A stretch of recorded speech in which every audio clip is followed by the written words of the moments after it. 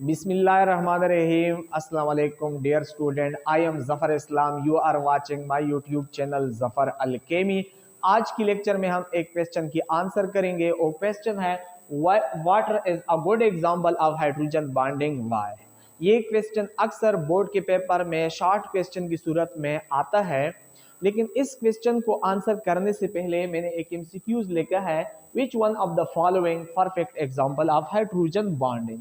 NH3, H2O, HF, CH3OH, all of these. याद रखें कि H2O is a perfect example है हाइड्रोजन बॉन्डिंग की, लेकिन क्यों? और उसकी आंसर आज हम देंगे। वाटर के एक मॉलिक्यूल में एक ऑक्सीजन एटम होता है, उसके पास दो लोन पेयर होते हैं और दो हाइड्रोजन होते हैं और उसके ऊपर पार्शियली पॉजिटिव चार्ज होते हैं। हाइड्रोजन बॉन्ड की फॉर्मेशन के लिए जो कंडीशन है वो दोनों वाटर के मॉलिक्यूल के अंदर अवेलेबल होते हैं, इसी वजह से वाटर हाइड्रोजन बॉन्ड की फॉर्मेशन करता है। लेकिन वाटर गुड एग्जांपल किस तरह है?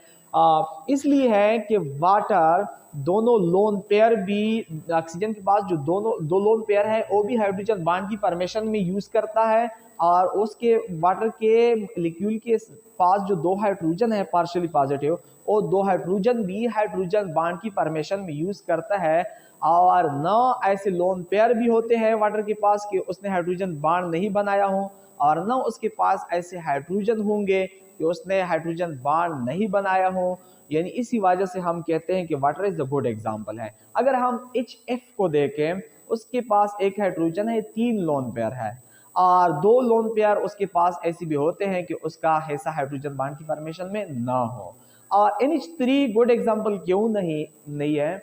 उसके पास तीन हाइड्रोजन है, एक लोन पेयर है, और उसके पास दो ऐसे हाइड्रोजन भी मौजूद होते हैं कि उसका हिस्सा हाइड्रोजन बॉन्ड की फॉर्मेशन में ना हो। इसी वजह से ना HF ना NH3 गुड एग्जांपल है, बल्कि वाटर इसलिए है कि उसके पास ना ऐसे लोन पेयर होते हैं कि वो बगैर हाइड्रोजन बॉन्ड की वाटर के अंदर मौजूद हो, न ऐसे हाइड्रोजन भी होते हैं कि वो बगैर हाइड्रोजन बॉन्ड की फॉर्मेशन वाटर के अंदर मौजूद हो।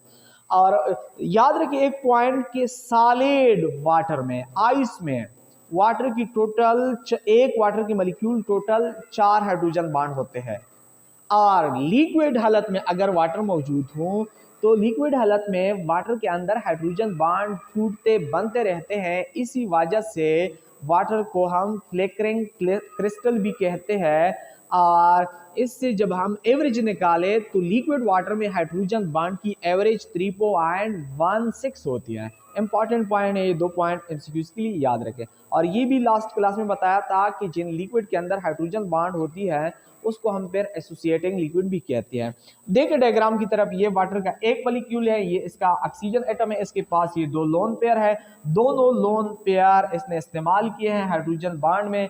इस लोन पेयर और अनदर मॉलिक्यूल का पार्शियली पॉजिटिव हाइड्रोजन एटम के दरमियान हाइड्रोजन बॉन्ड है, और इस ऑक्सीजन के पास जो दूसरा लोन पेयर है, ये ऑक्सीजन, इस लोन पेयर और दूसरे मॉलिक्यूल का पार्शियली हाइड्रोजन एटम के दरमियान एक हाइड्रोजन बॉन्ड है।